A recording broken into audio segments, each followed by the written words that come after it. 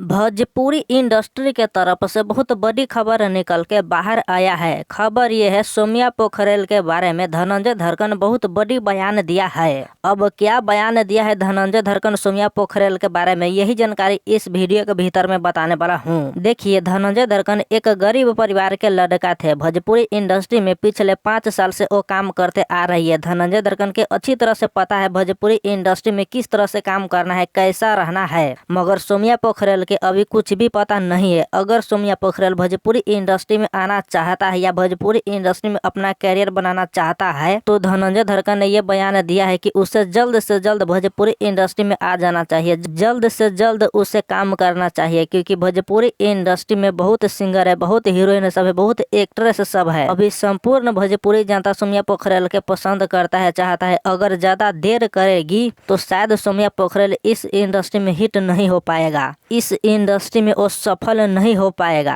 अगर भोजपुरी इंडस्ट्री में उसे सफल होना है तो धनंजय धड़कन बयान ये दिया है कि जल्द से जल्द उसे खेसारी लाल यादव के साथ काम करना चाहिए, खेसारी लाल के साथ गाना बनाना चाहिए।